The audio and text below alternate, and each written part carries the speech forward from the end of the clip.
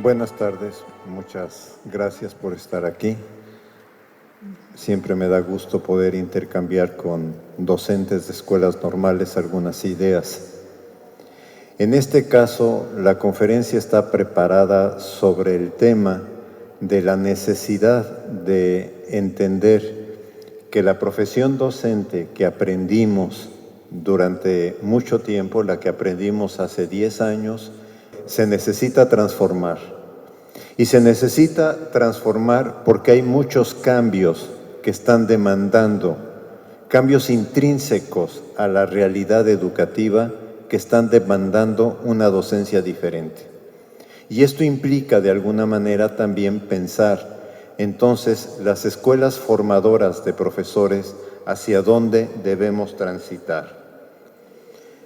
Partiría de una cuestión que es obvia.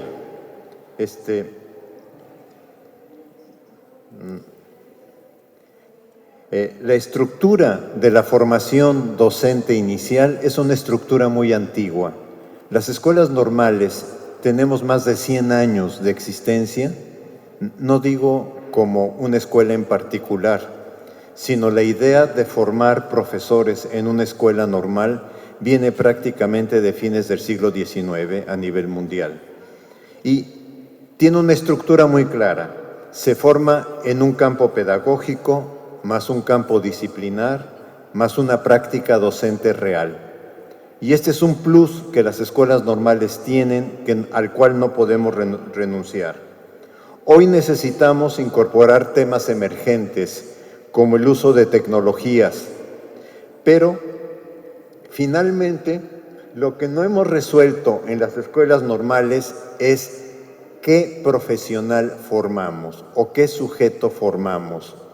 ¿Formamos un profesional de la docencia o formamos un practicum de la docencia? Yo diría que lamentablemente llevamos en el país muchos años pensando en el practicum, no en el profesional. Esto es, si alguien sabe hacer una planeación didáctica, sabe alguna habilidad docente, pero no es un profesional del trabajo docente. Y yo pienso que las escuelas normales fueron creadas para concebir profesionales de la docencia. Y en general yo lo que veo en los planes de estudio es una carencia de análisis de los temas nodales de la profesión y del quehacer docente.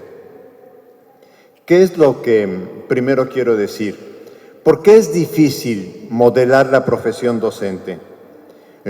Ya que de repente nos dicen que hagamos comparaciones internacionales, este gobierno no tanto, y qué bueno, pero de todas formas yo me permití hacer algunas comparaciones internacionales.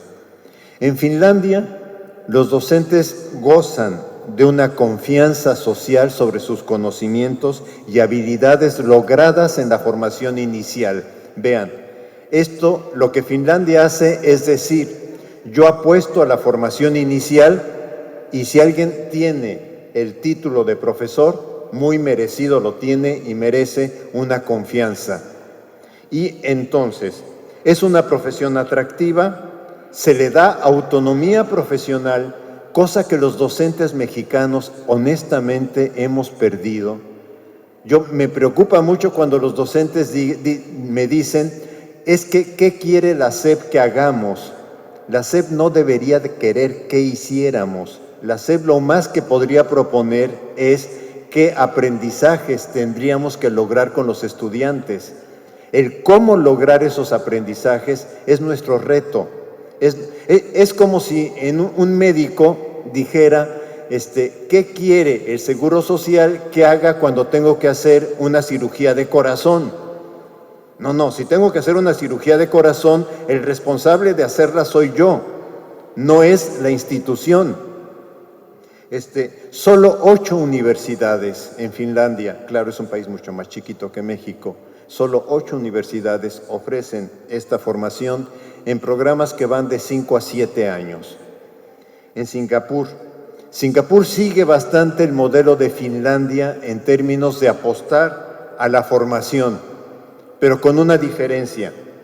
El Estado garantiza que si yo tuve la formación docente, el Estado me da empleo. Por una razón, me formó como profesor.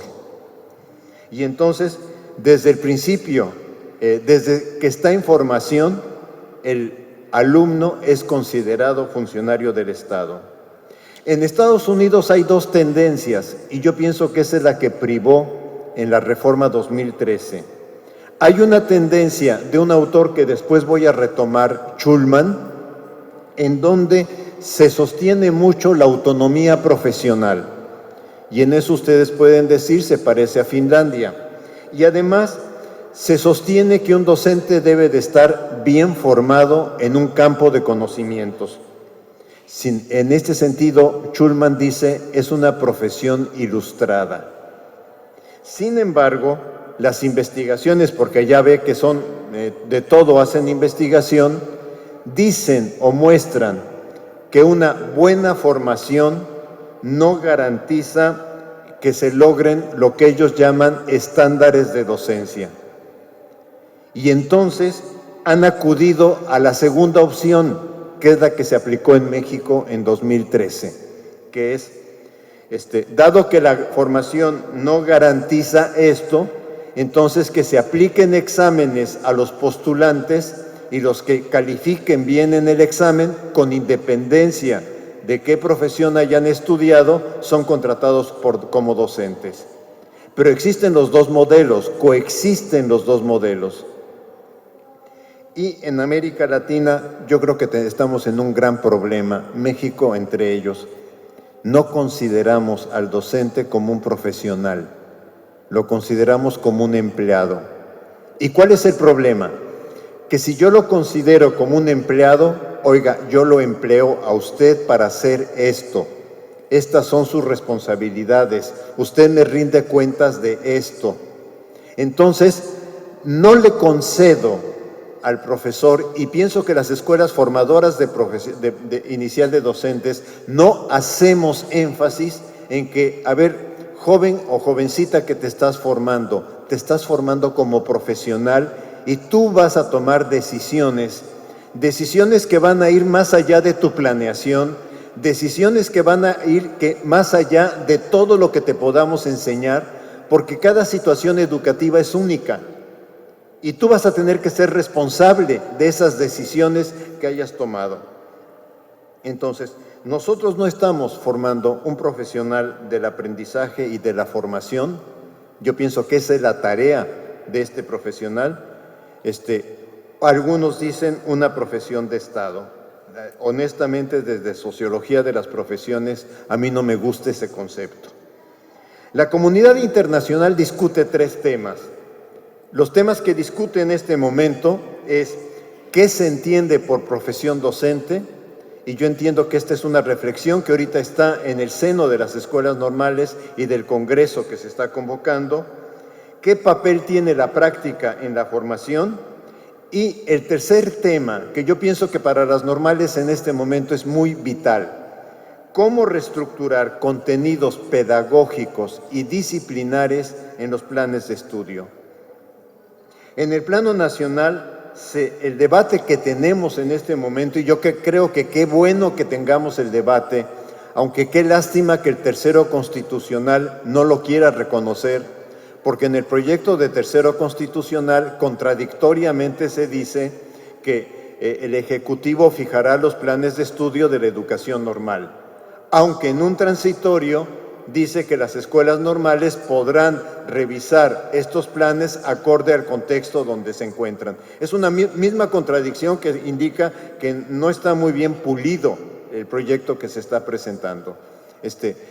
En sentido estricto, si las escuelas normales son instituciones de educación superior y si hay diferencias sustantivas entre una normal rural, el objetivo de una normal rural, de una normal urbana, de una intercultural, de una de educación especial, etcétera, etcétera, etcétera. O sea, si hay diferencias, la escuela normal tendría que tener un corazón de contenido muy claro, un núcleo de contenido muy claro, pero también una capacidad de adecuar el plan de estudios de acuerdo a su contexto. Y no va a pasar nada, por favor, compañeros, no va a pasar nada.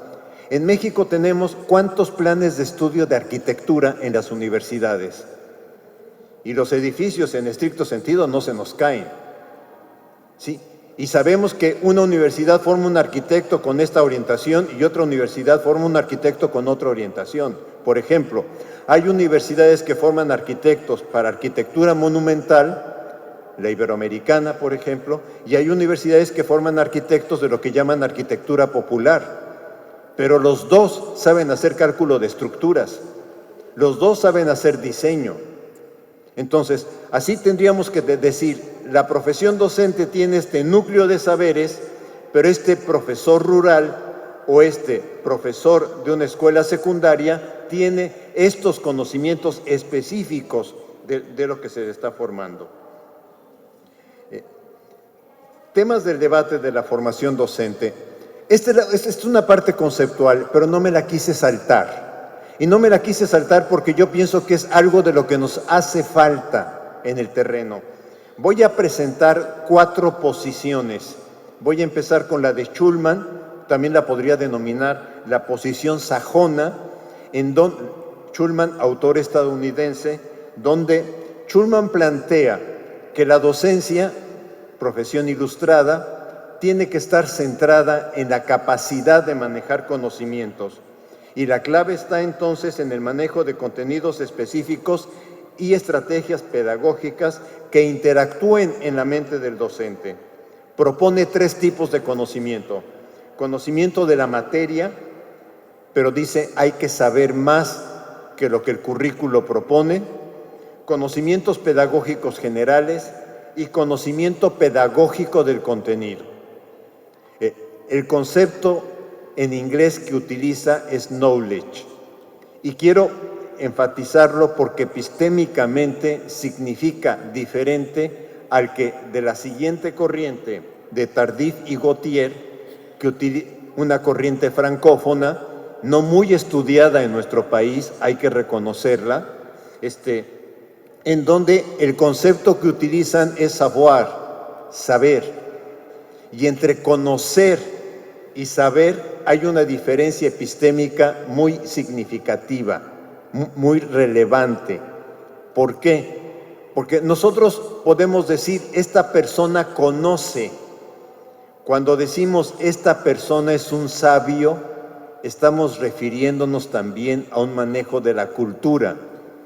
Y yo pienso que el término francés tiene un concepto muy importante aquí, que tradicionalmente estamos buscando en los profesores, y es que seamos entes de cultura. Entonces, saber es conocer, comprender y saber hacer. Y menciona Tardif 4 tipos de saberes, de la ciencia de la educación, y dice, estos son los conocimientos profesionales, disciplinarios de la materia que enseñan, no es nada nuevo, o sea, es lo mismo. Curriculares, el saber producido para ver cómo va a ser enseñado en las escuelas, lo que otro autor, Chevallard, llama transposición didáctica. Pero el último, que me parece a mí muy relevante, es saberes experienciales. Y los saberes experienciales los va desarrollando el estudiante de la escuela normal desde que va a su clase de observación. Y los va desarrollando en cada uno de los años que va haciendo prácticas escolares. Entonces, estos saberes toda la vida los desarrollamos. Yo ayer estaba con mis estudiantes de didáctica en la facultad y yo seguía desarrollando mis saberes experienciales porque nunca acabamos de aprender de lo que la experiencia nos va permitiendo reconocer. Y la formación no se problematiza por reconocer hábitos, emociones, intuición, maneras de hacer, maneras de ser, opiniones sobre la personalidad de otras personas, sentido común, etc. También en el pensamiento francófono probablemente sea más conocido por nosotros, por su libro 10 competencias básicas para la docencia, Perrenot. Perrenot en realidad apoyó la reforma educativa de Suiza y construyó el concepto de competencias como forma para actuar eficazmente en una situación. Pero Perrenú habla de competencias de referencia y de competencias inventario. El libro 10 competencias básicas de la educación está construido sobre lo que él denomina competencias de referencia, pero se olvidó cuando se aborda todo el tema, todas estas otras que él llama inventario, en donde lo que busca de alguna manera es concretar niveles máximos de dominio de la información, conocimientos más disposiciones. Debemos reconocer en Perrenú una cosa, que lograr una competencia significa movilizar conocimientos. Y precisamente los exámenes a gran escala a lo que apuntan es al recuerdo y uso de la información, no a su movilización. No puedo dejar de mencionar, por otra parte, en América Latina, a Paulo Freire. Esto está tomado de su libro Pedagogía de la Autonomía, y él habla de saberes necesarios para la práctica educativa, cercanos al estudiante desde el enfoque ético, político y social. Fíjense cómo en América Latina aparecen conceptos que no aparecen en los países desarrollados. Porque hablar de un enfoque ético es hablar que yo asumo compromisos profesionales con mis estudiantes. Hablar de un enfoque político es que yo asumo una realidad que es muy diferente en cada escuela, en cada circunstancia, en cada contexto, y social obviamente. La otra cuestión, Freire dice, los docentes somos ciudadanos, y si somos ciudadanos debemos comportarnos como ciudadanos, porque somos el modelo de ciudadanía que el estudiante va a ir desarrollando. No hay docencia sin licencia, me parece genial esta expresión. Esto es, no hay docencia sin la posibilidad de extraer lo mejor que tiene cada educando. No, fíjense que no habla de lograr los aprendizajes, porque en realidad cada uno de nosotros tiene procesos de desarrollo individuales, no los podemos homologar, y entonces es extraer eso mejor que tiene el educando. Respeto a los saberes de los educandos, a su identidad cultural, rigurosidad científica, criticidad ética y tener una conciencia de que nunca acabamos. Esto es, nunca acabamos de aprender a ser docentes. Toda nuestra vida seguimos aprendiendo. Ayer me hacía una reflexión uno de mis alumnos y me decía, es que creo que usted ya tiene 50 años de docente. Y yo le decía, sí, tengo 50 años siendo docente, pero tengo que seguir aprendiendo a hacer cómo se trabaja como docente. Y les decía una cosa muy clara, y no piensen que como trabajo ahorita con ustedes, trabajaba yo hace 50 años. O sea, yo pienso que eso es muy importante en la vida docente. Enseñar exige rigor científico, investigación, respeto a saberes, autonomía de los educandos, provocar creatividad en los educandos con participación y reflexión crítica sobre la práctica. Si quisiera resumirlo en términos de cómo lo veo yo, esta ya es una idea mía, de cómo lo veo yo para decir un profesional de la educación que es un sujeto que articula. Yo diría que es un sujeto que articula. ¿Articula qué? Un saber pedagógico con un saber disciplinario. Y este es el primer punto de articulación. Pero no es el saber pedagógico solo, no es el saber disciplinario solo, es el punto de articulación en donde por otro lado tiene otras posibilidades de apoyo, como son la psicología, la sociología, la antropología, la cultura social, y por otro lado el tema del contexto, entender la institución donde trabajo, el sistema educativo, mi escuela y condiciones escolares, la cultura escolar, el ambiente escolar, el contexto, el grupo de maestros con los que trabajo. Yo pienso que algo que tenemos que empezar a trabajar desde las escuelas normales y también en las escuelas, en todas las escuelas, es ya no hay relación maestro-alumno. Eso era propio incluso de la premodernidad. cuando el noble contrataba a alguien para ir con su niño. Las relaciones hoy en la escuela son entre grupos de maestros con alumnos en plural. Y entonces tenemos que tener los maestros, no digo que seamos todos iguales, pero sí tenemos que tener metas comunes para poder trabajar con los estudiantes. Porque si no tenemos metas comunes, vamos tironeando el caballo cada quien para donde se le antoja. Una dificultad que tienen las escuelas normales y que tenemos que reconocerlas. La primera dificultad, cuando el alumno ingresa a una escuela normal, ya tiene una idea de qué es la docencia. Porque cuando ingresó ya pasó por preescolar, primaria, secundaria y bachillerato. Ya si tú le dices qué es la docencia, yo lo he visto incluso con los arquitectos. Me tocó el año pasado estar con un grupo de arquitectos que en la universidad iba a construir unas aulas y lo primero que pensaron fue el pizarrón y los pupitres. Y yo les decía, oigan, ya no se trabaja así. Nunca les cupo en la cabeza que ya no se trabaja así. Los tuve que llevar a un aula y decir, miren, fíjense cómo está trabajando, cómo hay una interacción para que ustedes vean que tienen que pensar aulas de otra manera. Después de los sismos de 2017 en México, se reconstruyeron algunas escuelas. Cuando yo veo las escuelas que se reconstruyeron, yo digo, por una parte en ese momento estaba el modelo educativo de Nuño,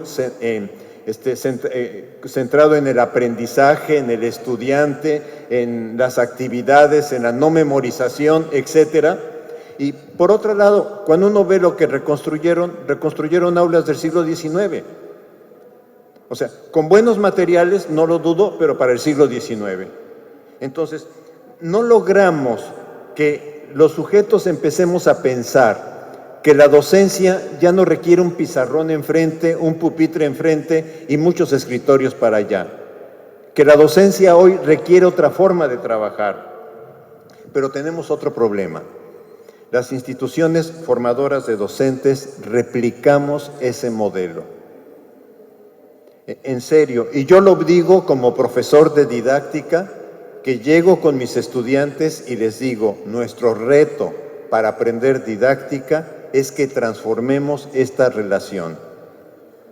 La primera sesión de clase de este semestre no sabían qué hablar mis alumnos, no sabían de qué hablar. Yo les decía, a ver, pero digan siquiera por qué se inscribieron. Decían 3 o 4 frases y no podían seguir pensando. ¿Por qué? Porque están acostumbrados a que llega un profesor el primer día de clases y les da el programa. Y les dice, vamos a trabajar de esta manera y ustedes van a hacer esto. Y no decirles, a ver, ¿ustedes se inscribieron para aprender qué? Díganme, ¿qué es lo que ustedes pensaron que querían aprender? ¿Sí? No es fácil cambiar la relación, Implica mover dispositivos del aula, pero implica mover un dispositivo más difícil, el de acá. Porque todos tenemos, alumnos y maestros, un imaginario de cómo es la docencia. Y cambiar nos va a costar mucho más trabajo que cambiar las aulas. Ya hay lugares de práctica establecidos, escenarios reales, pero ¿cómo se garantiza que el docente de práctica sea un tutor real? Cuando lo que hemos visto, por lo menos en varias prácticas docentes, es que el docente de grupo dice, ay, qué padre que llegó el practicante, yo puedo dedicarme a hacer mis cosas y a ver el que se las entienda con el grupo. O sea, realmente tenemos varios problemas ahí para poder transformar esta cuestión. Resignificar entonces la profesión docente implica, en mi opinión, 2 cosas fundamentales. Un cambio en la cultura global que afecta a la educación, esto es, pensar que el alumno va a aprender si logramos y solo si logramos que mi proyecto de enseñanza, yo llego con un proyecto de enseñanza, se encuentre, se toque con su proyecto de aprendizaje, no con su motivación. no con la necesidad de acreditar el curso o de sacar buena calificación, no, sino que el alumno tiene que pensar, ¿yo qué quiero aprender aquí?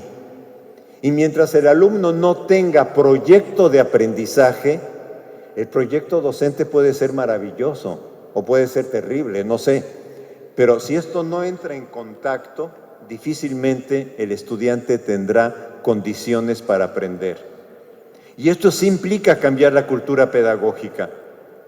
Y por otra parte, cambiar la concepción de las disciplinas curriculares entre el tema de qué es académico y qué es cotidiano.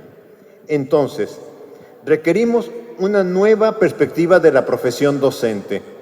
Sí, somos profesionales del aprendizaje y de la formación, pero no somos profesionales, perdonen que lo diga así medio en juego, no somos profesionales de la enseñada. O sea, nuestra tarea no es solo enseñar, sino es ayudar a construir proyectos de aprendizaje, que es un poco más complicado, porque si yo tengo 40 estudiantes, cada estudiante va a tener una cabeza y una posibilidad de proyecto de aprendizaje. Significa resignificar la visión didáctica. ¿Saben qué? Este país pateó la didáctica. Las escuelas normales y las facultades de educación somos corresponsables, en serio, de lo que le pasó en la didáctica a este país. Le dieron una patada, la sacaron de la escuela, consideraron que la didáctica era una disciplina instrumental y sencillamente lo que hoy tenemos de didáctica es una caricatura instrumental que no sirve para nada. Enseñarlos a hacer portafolios, enseñarlos a planear, enseñarlos a hacer evaluaciones auténticas. Discúlpenme, eso no es la didáctica. La didáctica es una pregunta sobre cómo puedo construir situaciones de aprendizaje, cómo puedo articular el proyecto de trabajo docente. No sé esto cómo se enloquece. Ni idea. ¿Cómo puedo articular el proyecto de trabajo docente con que el alumno vaya armando un proyecto de aprendizaje? Me habla de otras cosas. ¿Quiénes son nuestros alumnos? Tenemos la imagen de los alumnos que fuimos y no de los que son. El otro día me puse a ver una película y mi esposa me decía, está muy aburrida,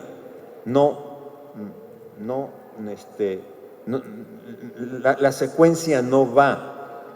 Y yo lo que decía, ¿por qué la quiero ver? Porque quiero ver el lenguaje de la cultura juvenil. La quiero ver por eso, porque el lenguaje de la cultura juvenil cada vez me queda más lejos. Y entonces doy ejemplos que no son ejemplos, porque nada más le van a servir al estudiante para decir, qué chocho está mi maestro, en vez de poderme acercar a las maneras y a las formas de pensar que ellos tienen. Yo no digo que sean buenas, no digo que hayan sido formadas bien, no digo que las redes sociales sean lo máximo. Lo que estoy diciendo es que ahí se están formando las formas de pensar de los alumnos y que si yo no las conozco, no me voy a poder comunicar con ellos. El lunes que entré al salón de clase, todos estaban con su celular. Todos estaban con su celular, o sea, no me veían. Y entonces se me ocurrió, ¿por qué no inicio la clase pidiéndoles que en el celular busquen la imagen del profesor que escribió el artículo? Y empezamos a trabajar. La siguiente pregunta que se me ocurrió, no estaba planeada mi clase así, es, ¿y la cara del profesor qué les dice? ¿Qué tipo de persona es quien escribió este trabajo?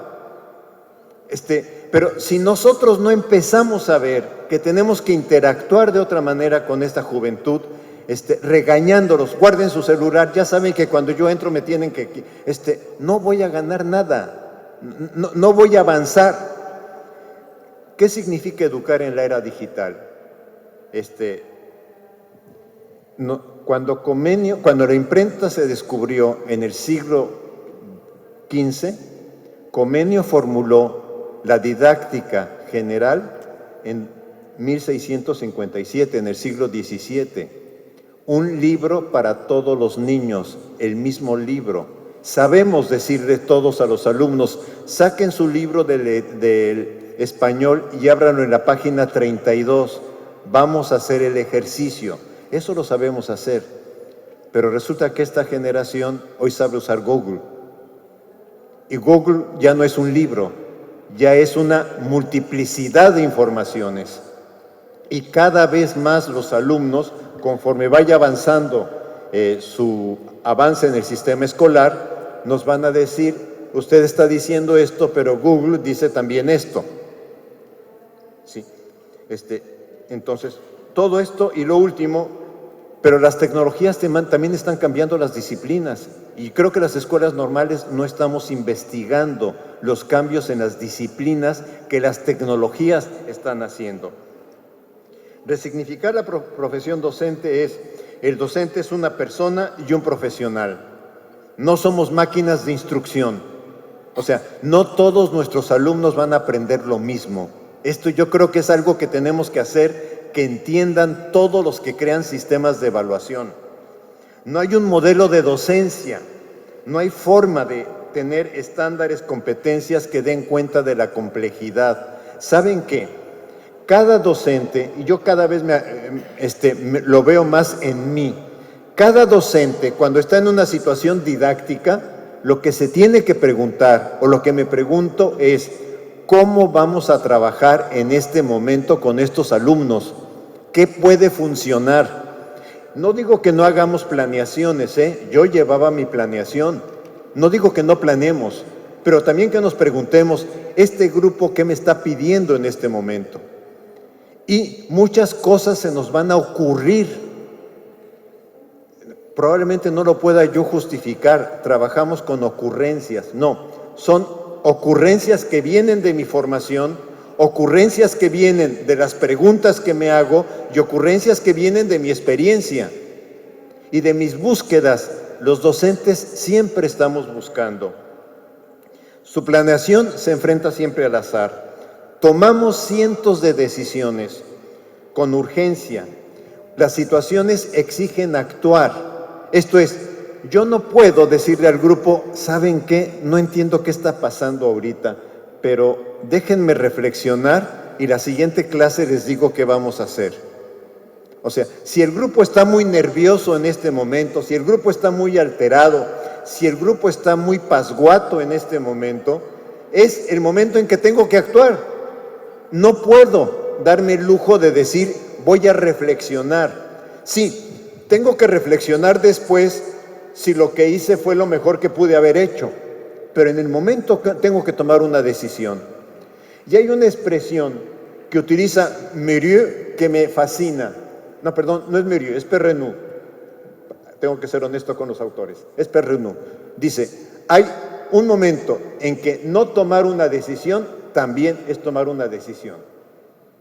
Yo sigo mi planeación porque eso es lo que yo había seguido. Ok, no tomé la decisión de decir, la altero porque este grupo está pasando por esto, pero esa es una decisión. Y entonces tengo que asumir las consecuencias de la decisión que tomo. Asumirse como docente, y a mí me parece que este sería el gran logro que podríamos tener las escuelas normales, es inducir a que mientras alguien es mi alumno, su aprendizaje es mi problema. Fíjense, lo voy a tomar de un ejemplo médico. Si yo voy con un problema de salud, con un médico, me da un tratamiento y después me dice, no se compuso, ese es su problema, cuate. O sea, vea cómo le hace porque yo ya, no. Lo que yo espero es que si el tratamiento no funciona, esta persona pueda replantearlo y pueda decir, entonces vamos a hacer estos ajustes a su tratamiento. Bueno, si un alumno no aprende, el reto de pensar qué estrategias de formas didácticas de trabajo tengo que armar es mío. Su no aprendizaje es mi reto. Y esto es un cambio en la formación de los docentes. Pero esto tendríamos también que llevarlo a la práctica en las propias escuelas normales. Y ya lo dije, asumir que nunca acabamos de construir una estrategia, convocar, invitar, crear enigmas que impulsen el aprendizaje. Necesitamos, ¿saben qué? Docentes entusiasmados con los alumnos, no docentes fastidiados, docentes entusiasmados.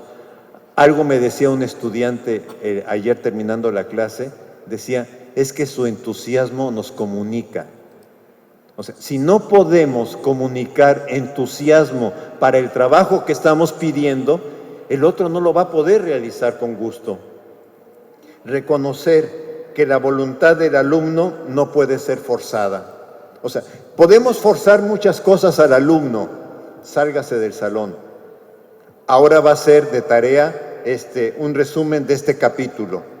Ahora me va a contestar estas 10 preguntas por escrito. Podemos hacer que el alumno haga muchas cosas obligadas. Lo que no podemos hacer es que el alumno diga, quiero aprender. No sé si ven la diferencia. Y mientras no logremos que el estudiante diga, quiero aprender, todo esfuerzo que hagamos de aprendizaje es inútil. Trabajar desde el debate didáctico actual. Yo creo que se acabó la época de enseñar.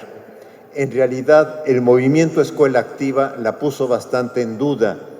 Yo pienso que hoy tendríamos que hablar de una época de reencuentro de proyectos, proyecto docente con proyecto del estudiante. Freire no más un educador y un educando, sino un educador educando y un educando educador. Reconozcamos una cosa, colegas de las normales, ¿cuánto hemos aprendido nosotros con nuestros alumnos? Tenemos saberes, tenemos muchos saberes, pero muchos de ellos son gracias a la pregunta, gracias al comportamiento, gracias a la forma de ser de los alumnos que estamos teniendo. Borrar el término enseñanza-aprendizaje para crear situaciones o ambientes de aprendizaje. Modificar la forma de planear, pensar hasta dónde puedo acercar un problema a la planeación que estoy haciendo. Construir, estructurar estrategias para el aprendizaje que posibiliten su construcción y desarrollo. Reconocer, ya lo dije, que el no aprendizaje es un reto. Aceptar que no existe la estrategia mejor, que siempre se puede construir una estrategia alternativa, que nunca acabamos de aprender, que nunca acabamos de experimentar. Ojalá encontráramos los profesores un espacio para reflexionar lo que estamos haciendo con los alumnos. Porque si no podemos reflexionar lo que hacemos con los alumnos, nuestro aprendizaje también se obtura. El aprendizaje es resultado entonces de un proyecto del estudiante donde el alumno necesita construirlo como un proyecto personal. Tenemos alternativas que la Escuela Activa nos dio y que después retomó el tema de las competencias, traducir el tema a un problema, colocar un problema, un estudio de casos, un ABP, pasar del modelo convergente al modelo divergente. Esto va a costar mucho trabajo, ¿Por qué? Yo les decía, con Comenio era el libro de historia, tercer capítulo, vamos a empezar con Conquista de México. Y todos estamos en lo mismo. El modelo divergente que hoy se está trabajando, y véanlo como cuando nosotros empezamos a buscar en Google una información. No sé si se han pasado 2 horas en Google buscando información. Y abre uno una liga, empieza a leer, a medio lectura uno dice, es que está saliendo este tema y está reinteresante, y abre uno una segunda página y así se la va pasando. O sea, cambió el modelo de aprendizaje. El modelo de aprendizaje ya no es un modelo secuencial. No hemos investigado modelos de aprendizaje no secuenciales, pero tenemos que empezarlos a reconocer. Si los reconocemos en nosotros, empecemos a reconocerlo en los estudiantes. Ojo, no significa no los orientemos, es diferente. No significa no los ayudemos a sintetizar y organizar información. Ayudar a contar con información confiable, diferenciar lo que tiene que ser memorizado de lo que tiene que ser aprendido y analizado. Y entonces, yo tomo aquí de Murieu, esto sí es de Murieu, dos conceptos que a mí me parecen importantes. Un docente debe siempre mantener obstinación didáctica y tolerancia pedagógica. ¿Qué es eso, ser obstinado didácticamente? Reconocer que nunca acabamos de aprender, que nunca acabamos de encontrar la mejor estrategia, de que siempre, aunque esto me haya funcionado muy bien con este grupo, tengo que repensarlo para el siguiente grupo, tengo que encontrar otras formas de trabajo. Y tolerancia pedagógica, reconocer que el alumno no necesariamente está en la clase para aprender, pero que lo que sí tenemos que pedirle al alumno es un esfuerzo por crecer. Porque la tarea didáctica, y aquí creo que la didáctica se diferencia del constructivismo, mientras el constructivismo le interesa cómo construye el sujeto sus conocimientos, cosa que es válida y que hay que seguir utilizando, no digo a tirarlo a la basura, es importante y hay que seguirlo utilizando, pero discúlpenme, la didáctica nos interesa también la formación del sujeto, el desarrollo de sus potencialidades, el desarrollo de sus capacidades. Y eso es más que aprender. Entonces, reconocer esta multiplicidad, reconocer que el alumno tiene voluntad y que debemos invitar esa voluntad, pero no la podemos obligar. Ahora usted se sienta aquí y aprende. No, me puedo sentar aquí, lo puedo estar viendo, pero no necesariamente voy a aprender. ¿Sí? Y reconocer que la situación didáctica interpela la libertad del alumno, pero no la puede dominar. Con lo cual nos crea un reto. Si esta situación didáctica no logró abrirte un proyecto de aprendizaje, ¿qué otra situación didáctica se me puede ocurrir para tu caso? Complicado cuando se trabaja en secundaria, me queda a mí más transparente que nada. Si nuestro sistema educativo tiene un gran agujero, es en la forma como se trabaja en la escuela secundaria. Reconstruir la forma de ser docente es pasar de la clase frontal a una pedagogía del acompañamiento. Nuestra tarea entonces va a ser acompañar a los alumnos en sus proyectos de aprendizaje, de preparar un tema, construir una situación-problema, de encontrar formas para combinar síntesis de información con guiar, orientar y acompañar sus búsquedas, de crear entornos de aprendizaje y al mismo tiempo impulsar que busquen información. Fíjense, no estoy diciendo no a la información, estoy diciendo otra forma de llegar a la información. Desarrollar la capacidad de utilizar herramientas tecnológicas para generar situaciones de aprendizaje. O sea, recordemos, a principios del siglo XX, cuando apareció el cine y después la televisión, para la pedagogía o para algunos movimientos pedagógicos, eso fue satanizado. Eso quita la palabra del maestro, eso quita el libro. Y el cine y la televisión entraron al aula y se quedaron. Hoy la tecnología entró al aula. No entró al aula por la didáctica, que hubiera sido lo adecuado. Entró al aula de manera, si ustedes gustan, invasiva. ¿A través de quiénes? De los estudiantes. De los estudiantes que cada vez más la van manejando. Y que por primera vez en la historia de la humanidad, el alumno de un tema sabe más que el maestro. De veras. Por primera vez, y sobre todo conforme van siendo los alumnos más avanzados de tecnologías, nos dan una y otra. No queramos competir con ellos. Asociémonos a ellos. Y cuando a mí este aparatito, de veras, cuando a mí se me atora, porque de repente se borra o no hace qué cosas hace, llamo a un estudiante y me dice, ay profesor, clic aquí, clic allá y ya está trabajando. Sí. Entonces, en vez de decir vamos a rivalizar, no, vamos a asociarnos. vamos a asociarnos en lo que tú puedes desarrollar. Ya estudiantes de secundaria, ya estudiantes en otros niveles, saben usar tecnologías, saben usar redes sociales, etcétera. Ayudemos a que todo esto que sabe también lo pueda encauzar. No digo de las normales, porque obviamente lo pueden hacer.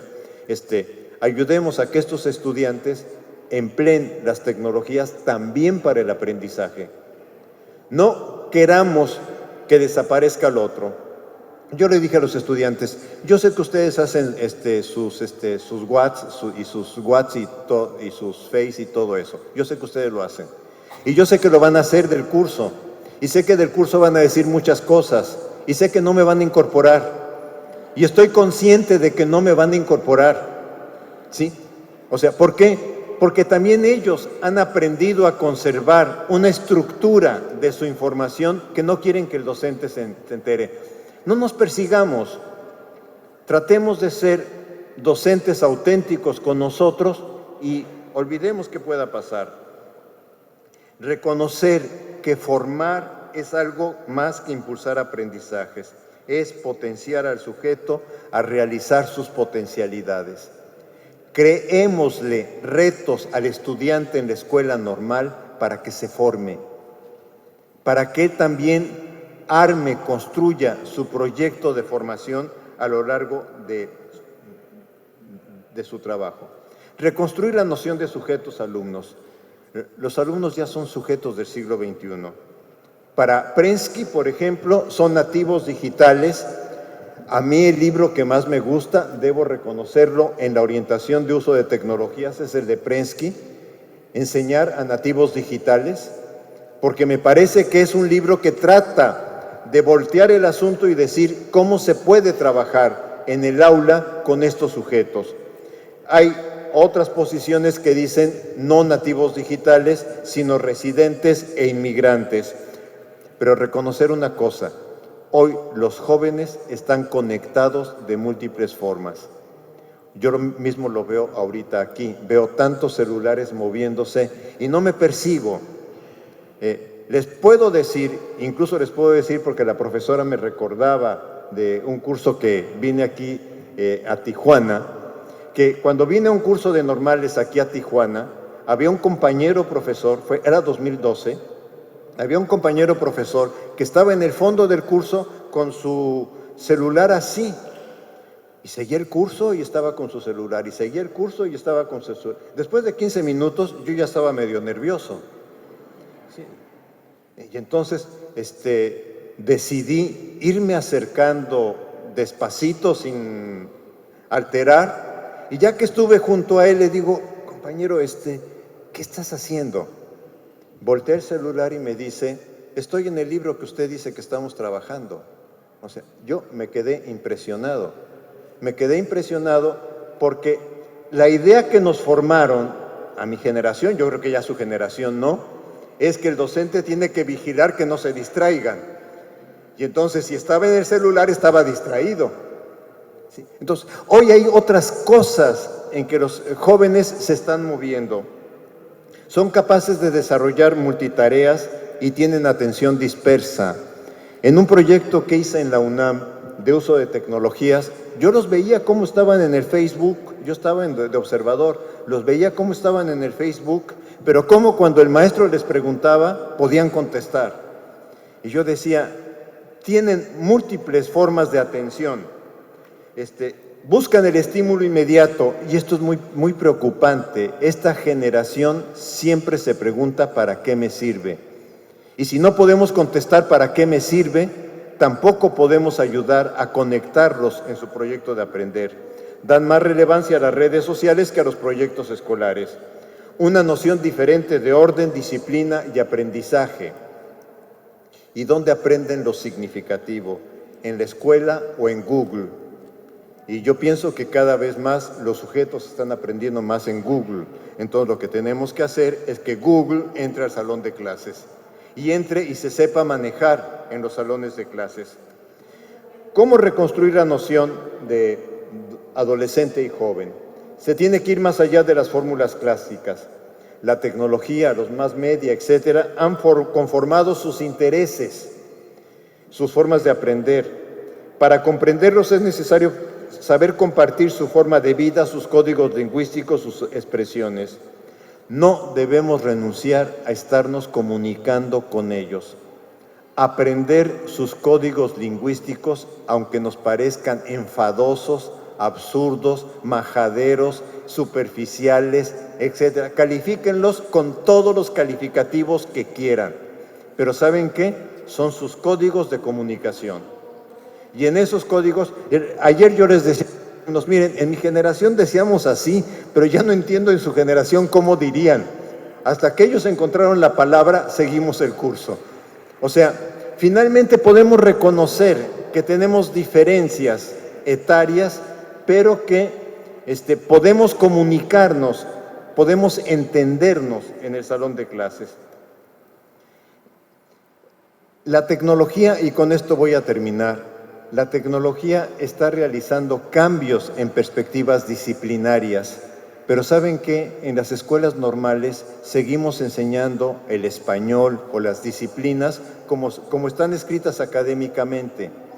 Voy a adelantarme tantito y luego regreso. Casani, que es un investigador de temas lectura, lo que plantea es ¿por qué en la escuela no estudia las prácticas vernáculas de lectura? ¿A qué llama las prácticas vernáculas de lectura? Las que todos hacemos ya en nuestra vida cotidiana.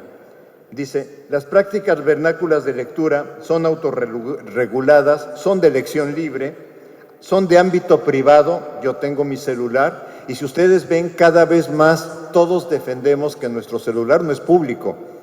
O sea, nuestro celular no es para que otra persona ande viendo qué es lo que andamos escribiendo en nuestros WhatsApp o escribiendo en nuestros mensajes personales, etcétera. Es algo privado.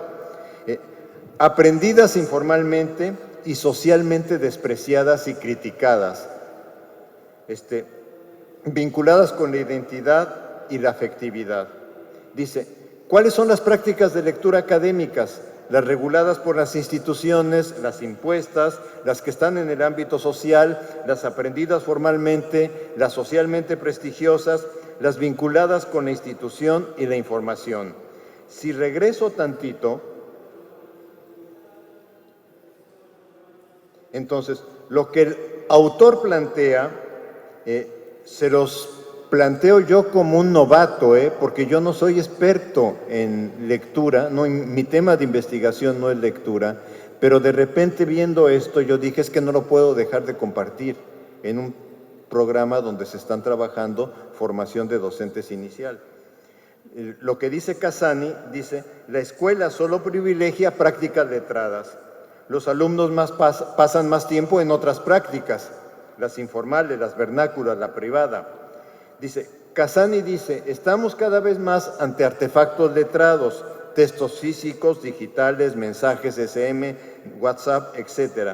Nadie sabe interpretar estos textos. La generación actual ya no lee de principio a fin. Ha construido una forma de lectura global, desde lo ecológico. Esto es, y nos pasa ya también a nosotros, A ver, les voy a pedir que de Casani lean lo que tiene que ver con educación, que fue la lectura que yo hice. Hice una lectura ecológica. No leía Casani en sus planteamientos de lectura digital. Leía Casani en lo que servía para una conferencia donde quiero ilustrar el pensamiento del autor. Entonces, al decir ecológico, voy entresacando. Y émico, entender el punto de vista del sujeto. Entonces, de alguna forma, lo que está pasando es que yo pienso que si reconocemos esto que el autor está planteando de analizar la lectura vernácula, podríamos reconocer lo que el alumno ya sabe hacer. Esto lo dice Casani. Hay cosas que el alumno sabe hacer, desde las cuales podemos iniciar la lectura académica. No dice no hagamos lectura académica, que no se quede esa imagen, sino dice apoyémonos en lo que el estudiante empieza a hacer para hacer lo otro.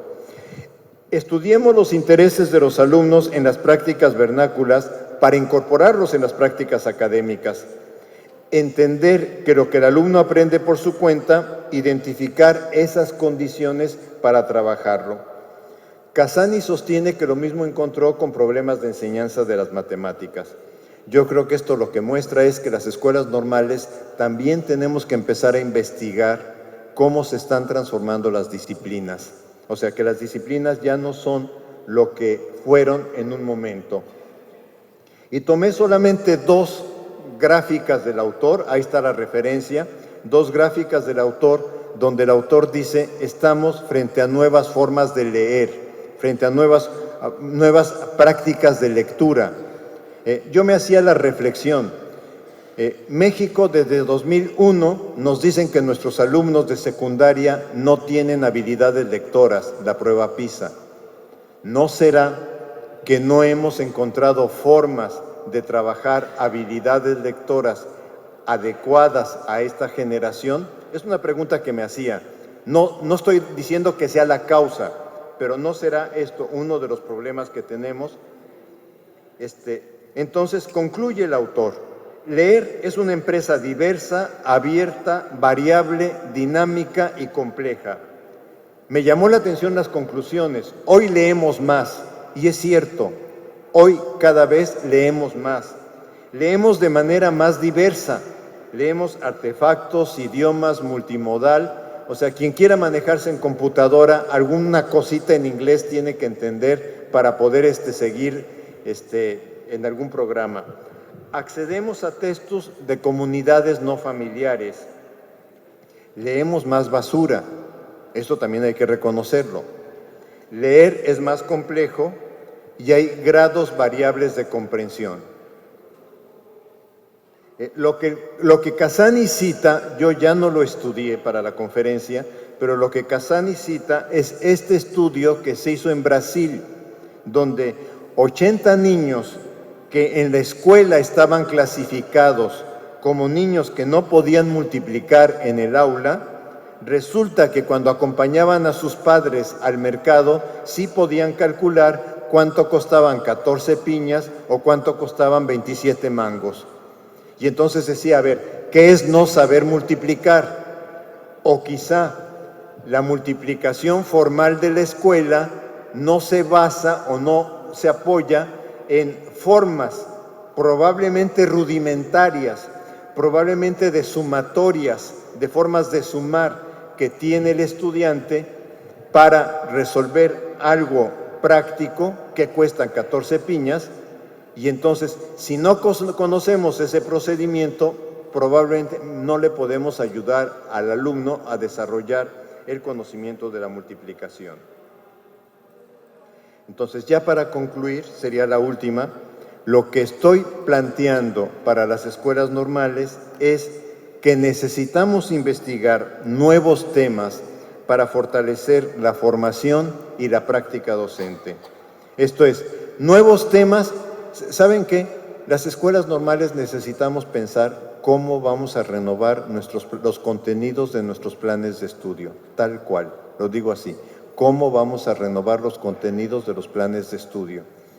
Algo que en las facultades universitarias nos es un poquitito más fácil, porque a mí no me están pidiendo que siga un programa, no me están pidiendo que siga una bibliografía. Si yo encuentro una lectura de un artículo de hoy o de un libro que apareció esta semana y que me parece relevante, yo lo puedo incorporar al trabajo de mis estudiantes. Y es algo que las escuelas normales, como instituciones de educación superior, tendríamos que empezar a poder lograr. Lo cual significa tener con mucha claridad cuál es el corazón de los saberes que tenemos que formar. Y entonces, actualizar la formación pedagógica para ir más allá de elaborar proyectos, hacer un portafolio o una evaluación auténtica. A mí me parece que si nos quedamos aquí, seguimos manteniendo la idea de formar un práctico, no un profesional. Actualizar la investigación sobre el debate actual de cada disciplina en el marco del impacto que las tecnologías tienen en los sujetos. Yo pienso que esto que Casani ha hecho en la lectura probablemente aparezca también en otro tipo de disciplinas. Y pienso que tendríamos que preguntarnos hasta dónde nuestro currículo está abierto a problemas de la realidad. Esto es, los estudiantes van a prácticas a las escuelas. Ahí se supone que lo que aprendieron en la normal lo llevan a la escuela. ¿No habría una forma en que los problemas que se encuentran en la práctica sean problemas de reflexión también en la normal? O sea una especie de retroalimentación de lo que está pasando allá hacia… hay algo que yo digo permanentemente. Miren, yo trabajo en una facultad universitaria, ciertamente me formé en una escuela normal, hoy trabajo en una facultad universitaria. No saben el viacrucis, y utilizo esa palabra, que es que uno de mis estudiantes diga: quiero hacer una tesis sobre una escuela pública. No saben el viacrucis que es. La última de mis estudiantes tardó más de 6 meses en que le dieran autorización de entrar a una secundaria, porque quería hacer un tema tan peligroso que era: ¿cuál es la idea de docente que tienen los estudiantes de tercero de secundaria? Fíjense la peligrosidad del tema. Un estudiante de tercero de secundaria hoy, ¿qué idea tiene sobre su docente? Como estaba en marcha todo lo de la reforma, porque esto fue en 2016, toda la reforma, pensaban el director y pensaron los directores generales, etcétera, que íbamos a supervisar o a evaluar qué. Lo que queríamos y lo que el estudiante quería conocer, a mí me parecía totalmente significativo. ¿Qué piensa un estudiante de hoy, de una escuela urbana, de su docente? Pienso que sería una pequeña tesis que ayudaría a entender. Ustedes tienen la pepita de oro en sus manos. Discúlpenle que lo diga yo así. Ustedes pueden entrar a todas las escuelas primarias, preescolares y secundarias, casi con las 2 puertas abiertas. Entonces, pensar que puedan hacer investigación las escuelas normales, yo diría sí, ojalá hagan mucha investigación, pero que hagan la investigación que el sistema educativo mexicano tiene y en la pepita de oro que tienen, que son las escuelas. Una última reflexión para concluir. Si yo reviso la historia del pensamiento pedagógico mexicano, incluso la historia donde yo me formé con los grandes maestros, con los libros de los grandes maestros de las escuelas, de la escuela normal de los años 40 y 60 del siglo pasado. Y eran libros producidos en las escuelas normales. ¿Sí? Y hoy ese papel que la escuela normal tuvo ya no lo tiene, y me parece que por historia, por necesidad, porque ustedes son los que están en contacto más directo con la práctica docente, no solamente con la práctica docente en las normales, sino con la práctica de las escuelas de práctica, que son una enorme riqueza. Me parece que por todo esto ustedes pueden construir y orientar su investigación hacia esta realidad que este país reclama urgentemente, reclama a gritos. Conozcan la escuela secundaria, conozcan la escuela primaria, conozcan qué le pasa al maestro, conozcan cómo son los alumnos, conozcan qué dificultades se tienen para trabajar con adolescentes o con púberes en este momento. O sea, seguimos con imágenes de pubertad y de adolescencia que capaz que ya no se corresponden. Los niños de segundo de primaria ya están hablando de que tienen novio y novia. No me imagino cuando lleguen a los 10 años. Sí, ustedes sí lo saben. Entonces, yo pienso que tenemos que empezar a dejar los libros de psicología clásicos y empezar a preguntarnos cómo son los niños que tenemos enfrente en este momento. Muchas gracias.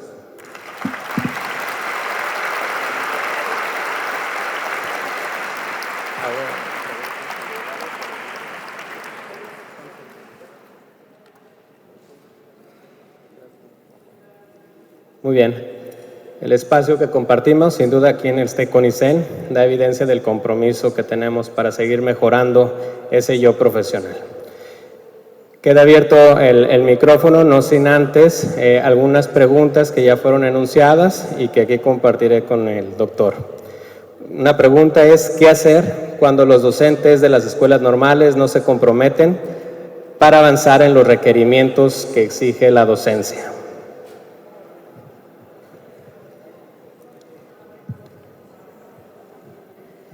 A ver, yo también trabajo en instituciones.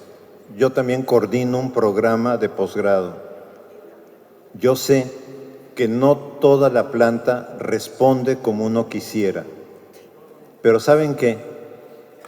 Sí, uno tiene que ejercer una tarea de liderazgo y el liderazgo es el reto de saber convocar.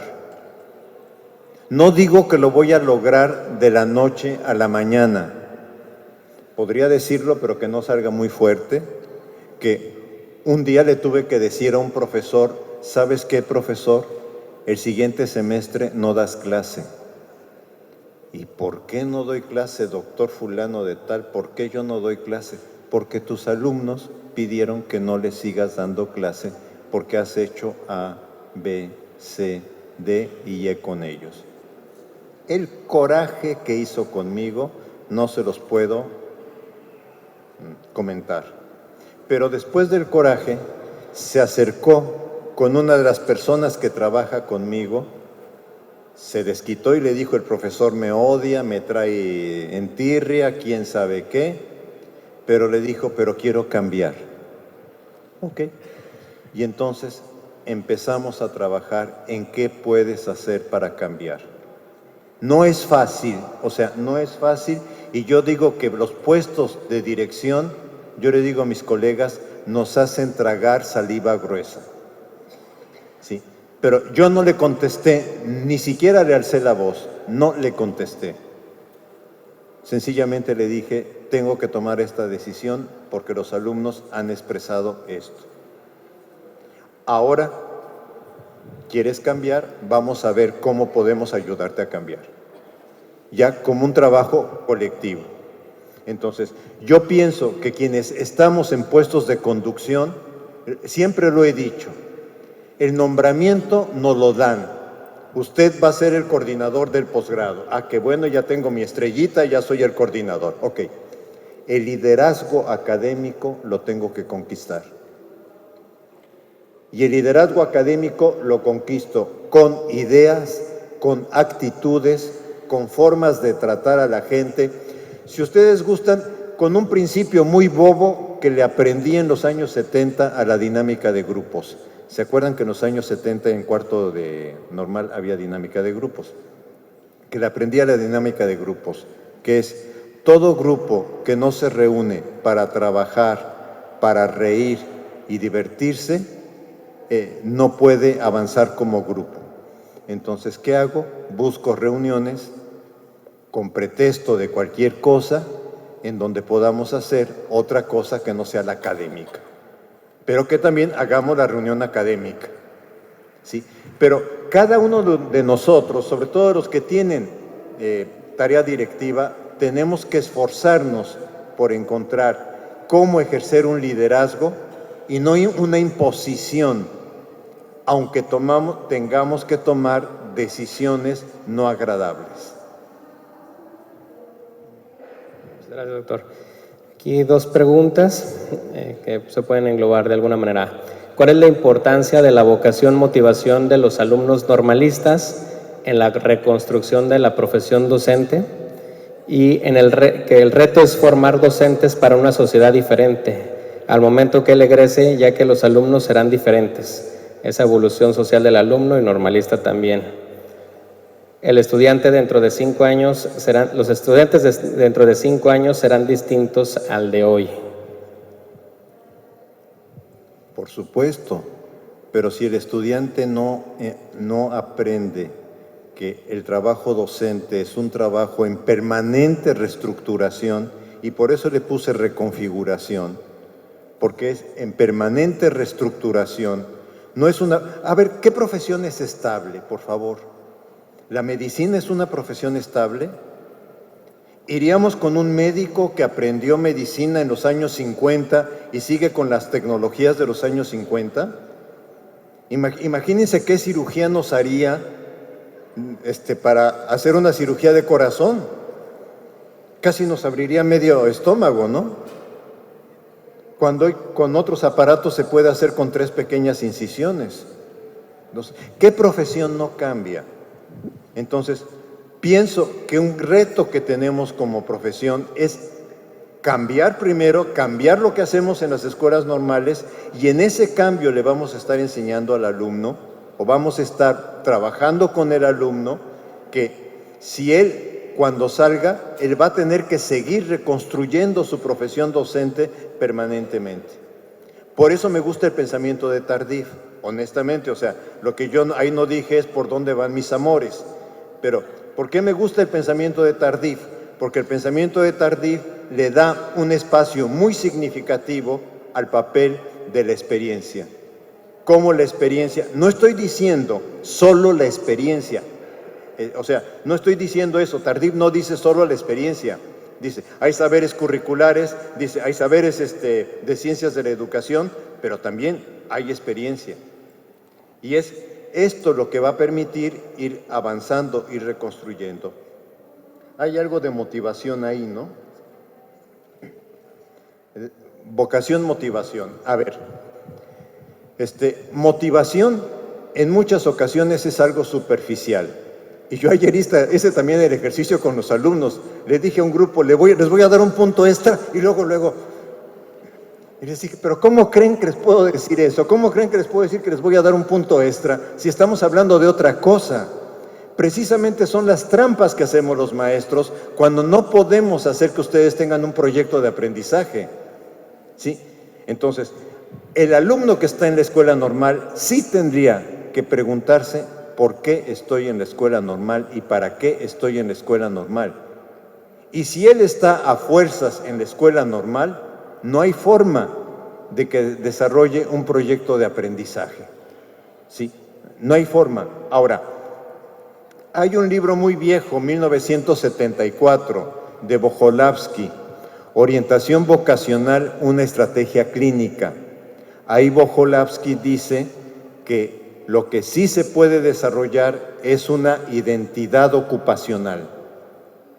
Y entonces, si la persona se compromete, puede desarrollar una identidad con la profesión docente.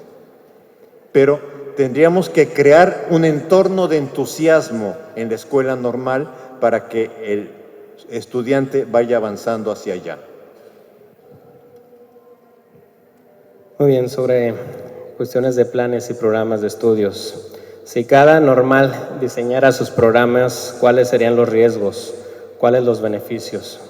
¿Cómo sugiere articular su propuesta de que el docente debe identificar la demanda curricular generacional con la currícula, institución y las ordenanzas per se? ¿Cómo trabajar desde el currículo de las escuelas normales para que el alumno se forme con las competencias para implementar la transversalidad de los contenidos de las asignaturas de secundaria? Y de igual manera, la falta de autonomía para elaborar planes y programas en educación normal ha llevado a que las autoridades de la SEP hayan quitado la didáctica en las licenciaturas. Yo preguntaría, ¿por qué tenemos miedo a asumir una responsabilidad? ¿Por qué tenemos miedo? Yo me muevo en ambientes universitarios. Una facultad de contaduría no dice, díganme cuál es el plan oficial de contaduría. Más tenemos el caso de la UNAM, donde podemos tener entidades académicas, por ejemplo la FES Acatlán, la FES Aragón y Ciudad Universitaria, que tienen 3 planes de pedagogía diferentes. ¿Sí? Podemos tener el caso de la Autónoma Metropolitana, que tiene planes de arquitectura diferentes en Azcapotzalco y en Xochimilco, planes de psicología diferentes en Iztapalapa y Xochimilco. ¿Realmente pasa algo con esa diferencia? Yo diría que si conservamos el corazón de saberes, no pasa. No pasa porque se forma un psicólogo, se forma un arquitecto, y ya no me acuerdo qué otro ejemplo di, pero se forma un profesional. Lo que pasa es que se hace énfasis. Y entonces, ¿yo qué esperaría a mediano plazo? Primero, sí esperaría que las escuelas normales con responsabilidad dijeran qué se requiere para formar un profesor, un docente, qué saberes se requieren del ámbito de las ciencias de la educación, del ámbito de la pedagogía, del ámbito de la didáctica y del ámbito de las disciplinas que va a trabajar y del ámbito de los conocimientos auxiliares, psicología, sociología, etcétera. ¿Qué se requiere? Pero después yo esperaría que con el tiempo se pudiera decir, oye, ¿quieres ver dónde se enseña didáctica del español de una manera extraordinaria? Vete a TAR Normal, porque ahí se ha conjugado un grupo que trabaja didáctica del español fabuloso. Pero ¿quieres ver didáctica de la ciencia? Vete a esta otra normal, porque en esta normal didáctica de la ciencia tiene un desarrollo increíble. O sea, ¿qué esperaría? Lo que está pasando en el ambiente universitario. En el ambiente universitario de repente recibimos alumnos en que uno les dice, oye, pero ¿por qué te inscribiste acá si te quedaba más cerca aquella facultad? Y te dice, es que leí el plan de estudios y la orientación de este plan de estudios me pareció mejor. Entonces, empezaríamos de alguna manera a competir académicamente. No estoy hablando de una competencia que dé puntos, sino de una competencia académica en términos de decir, yo estoy ofreciendo este plus de formación. Yo no veo riesgos siempre y cuando asumamos que la profesión docente tiene saberes sine qua non.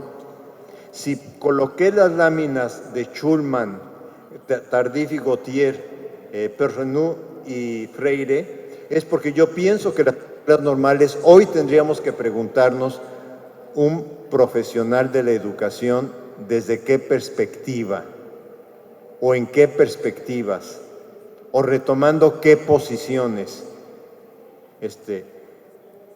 Las ciencias de la educación, la pedagogía, tiene distintas escuelas. El gran problema, perdón que ya me extendí en esta respuesta, pero el gran problema que tenemos en nuestra carrera, perdonen que lo diga así, es cuando uno va a estudiar psicología, muy rápido le dicen, esto es conductismo, esto es constructivismo, esto es teoría del campo, etcétera. Cuando uno va a estudiar sociología, muy rápido le dicen estructuralismo, funcionalismo, marxismo. No se diga en filosofía. Cuando uno estudia docencia, nos enseñan todo planito y chato, perdonen, pero todo planito y chato. ¿A poco nos enseñan la diferencia entre un modelo de didáctica tradicional y un modelo de didáctica de la escuela activa? ¿A poco nos enseñan que en la didáctica tradicional lo más importante es el docente, el contenido, y en la didáctica de la escuela activa es el interés y la actividad del niño? Nos enseñan didáctica planita, hay que planear planito. No sé si ven, nos enseñan pedagogía como si pedagogía y ciencias de la educación fueran lo mismo, cuando son paradigmas diferentes. ¿Sí? Entonces, y digo intencionalmente paradigmas, pedagogía es una disciplina construida en el siglo XIX desde la filosofía, que hoy se está replanteando, me parece correctísimo, y ciencia de la educación es una disciplina construida con dos vertientes a principios del siglo XX, una francesa, otra estadounidense, la francesa más pegada a Durkheim, la estadounidense o más pegada al funcionalismo, la estadounidense más pegada a una visión interdisciplinaria, pragmática en John Dewey. Pero no enseñamos eso, enseñamos chatito, ¿sí? Como si fuera una doctrina que habría que enseñar y no un pensamiento educativo al que hay que acercar al estudiante y también dejar que el estudiante tome lecciones. O sea, yo tomo más elecciones didácticas por la didáctica francófona que por otro modelo didáctico. Es una elección. Yo no les estoy diciendo sigan mi pensamiento. Lo que estoy tratando de decir es mi elección didáctica está orientada desde aquí. Que puedo tomar elementos latinoamericanos, los retomo. Que casi no tomo elementos de otros países, casi no los tomo. ¿Sí me explico? Pero entonces yo tomo conciencia de lo que estoy haciendo.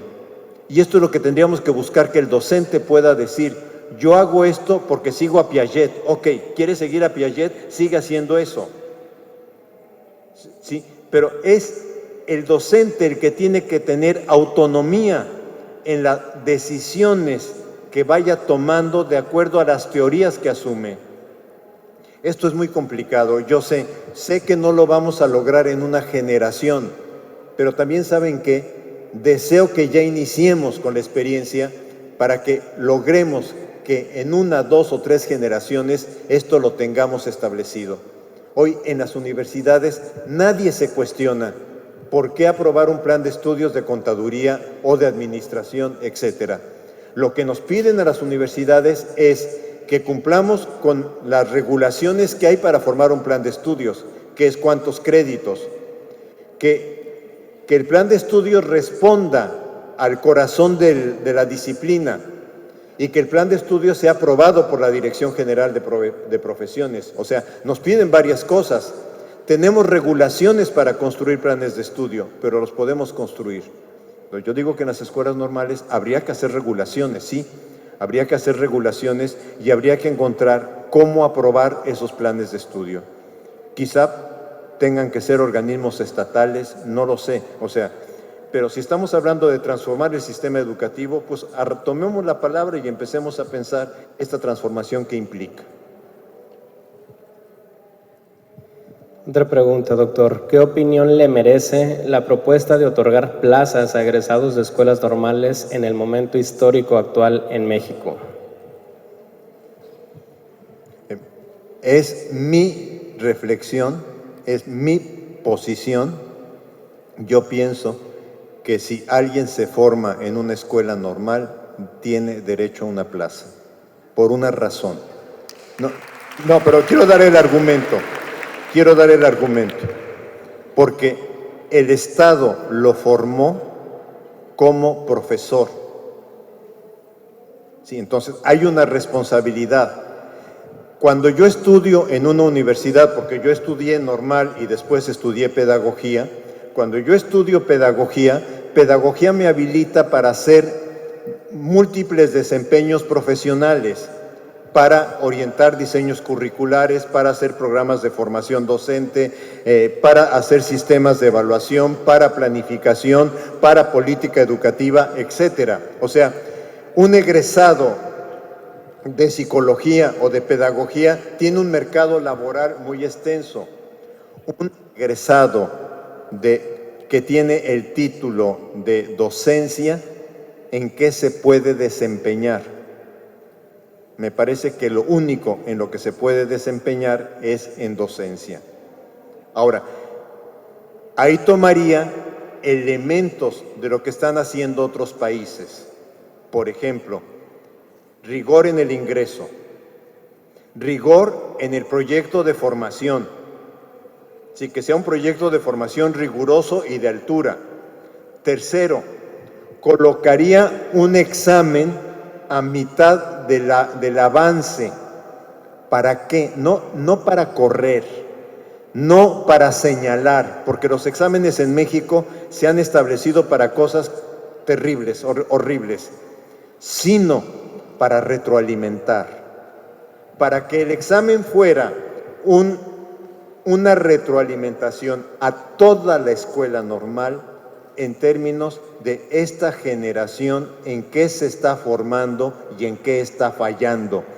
De manera que te quedan 2 años como escuela normal para revisar lo que estás haciendo, para corregir lo que estás haciendo y para formar bien a este sujeto que va a egresar de tu escuela y al cual tú le vas a dar un título y al cual tú vas a certificar. ¿Sí? Entonces, esa sería mi idea de examen. Por eso digo, no es un examen, Si ustedes ven mis escritos, lo que he escrito es, México ha aplicado mucho exámenes, pero se queda en la medición. Lo último que dije es como si el Seguro Social cerrara todas sus clínicas y solamente mantuviera los laboratorios de análisis clínico. ¿Tiene usted un problema de salud? Hágase una química sanguínea. Ya tengo la química sanguínea, ¿ahora qué?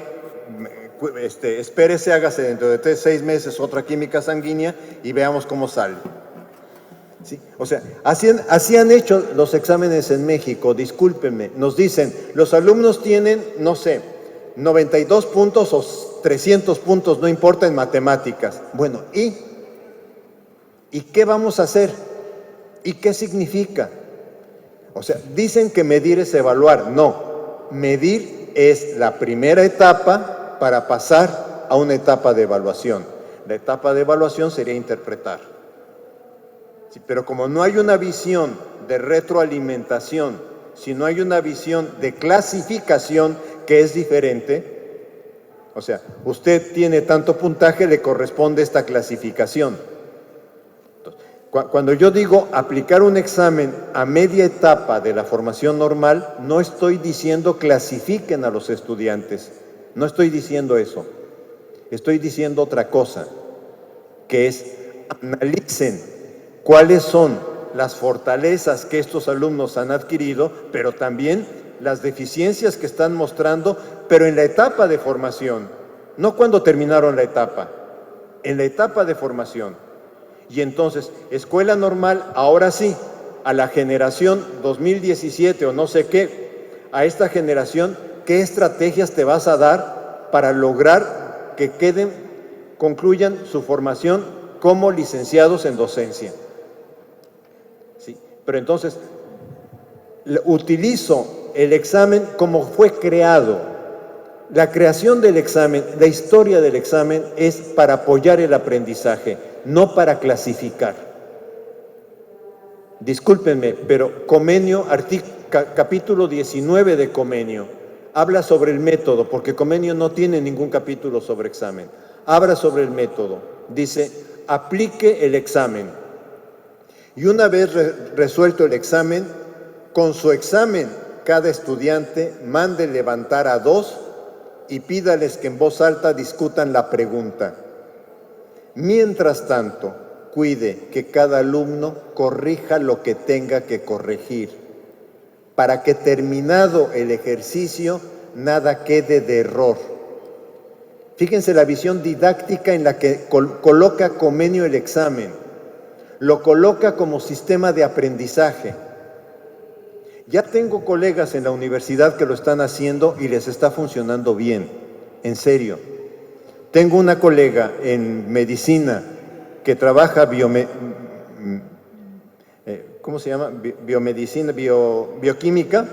que trabaja bioquímica, que directamente aplica el examen, lo califica, lo regresa a los estudiantes y ahora vamos a discutir pregunta por pregunta. ¿Por qué? Porque lo que queremos es que el examen sea un instrumento de aprendizaje, no un instrumento de sanción. Y también ha hecho, y me parece perfecto, la he felicitado, que les dice, ¿saben qué, muchachos? Este examen yo no se los voy a recibir, porque estas calificaciones no son ustedes. Lo vamos a repetir, ustedes van a estudiar, lo vamos a repetir, y van a mostrarse ustedes que pueden hacer cosas mejores que estas. Y les crea el reto y luego me dice, ¿y sabes qué? Y mejoraron la calificación. Pues claro que mejoraron la calificación, si lo que les estás dando son las condiciones de aprender. Y entonces, ¿qué queremos desde el punto de vista didáctico de un examen? ¿Clasificar o ayudar a aprender?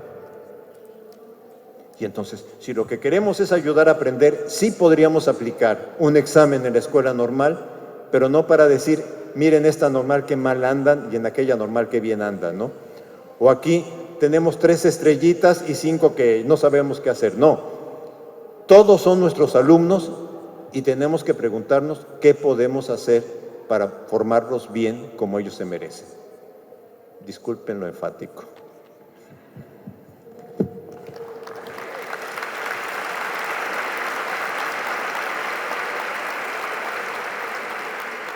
Por último, doctor, ¿cuál es su opinión sobre los ambientes virtuales y la pérdida de relación entre el maestro y el alumno y el desarrollo de las competencias sociales y emocionales? Empatía, tolerancia, comunicación, trabajo colaborativo.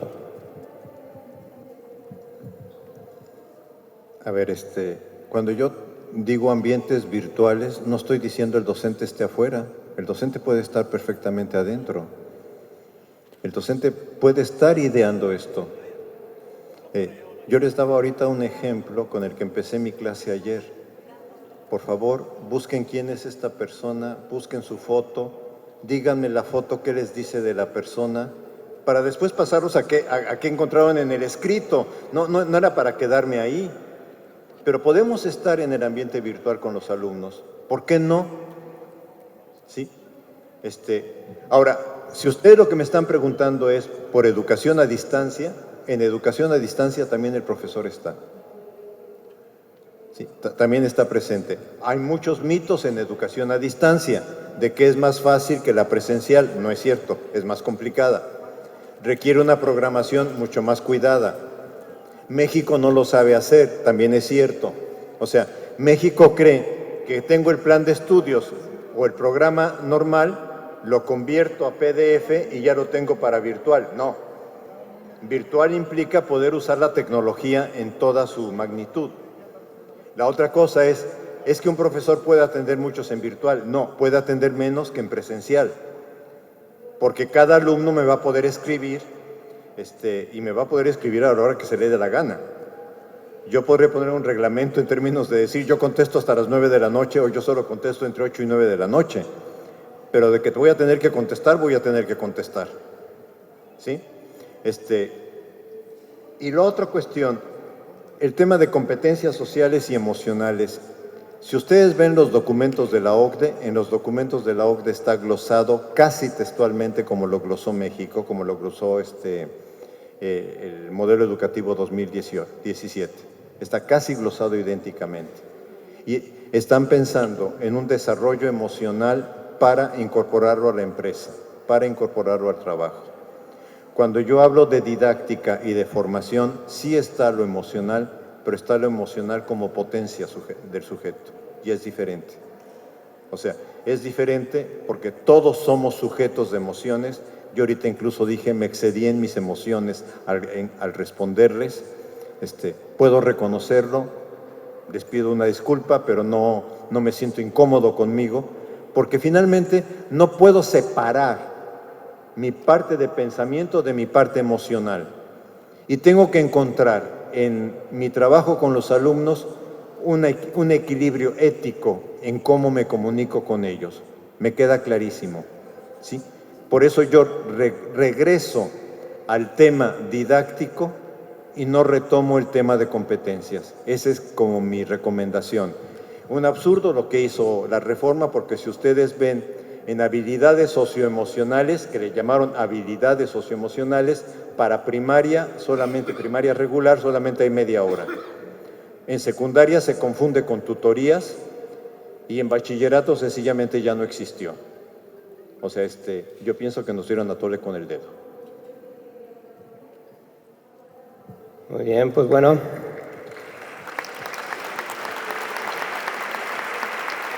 Transformar y fortalecer la educación normal es el gran reto que debemos de asumir. No podemos ni debemos regresar a nuestras instituciones siendo y haciendo las mismas prácticas. Queda entonces la invitación para reflexionar y repensar la formación inicial para construir una visión de vanguardia que atienda las necesidades actuales de un mundo globalizado. En nombre de la Secretaría de Educación Pública, a través de la Dirección General de Educación Superior para Profesionales de la Educación, otorga la presente constancia al doctor Ángel Rogelio Díaz Barriga Casales por haber participado como conferencista en el Tercer Congreso Nacional de Investigación sobre Educación Normal, llevado a cabo del 9 al 12 de abril de 2019 en playas de Rosarito, Tijuana, Baja California. Firma el doctor Miguel Ángel Mendoza González, secretario de Educación y Bienestar Social del Estado de Baja California, y el doctor Mario Alfonso Chávez Campos, director general de Educación Superior para Profesionales de la Educación. Muchas gracias, doctor.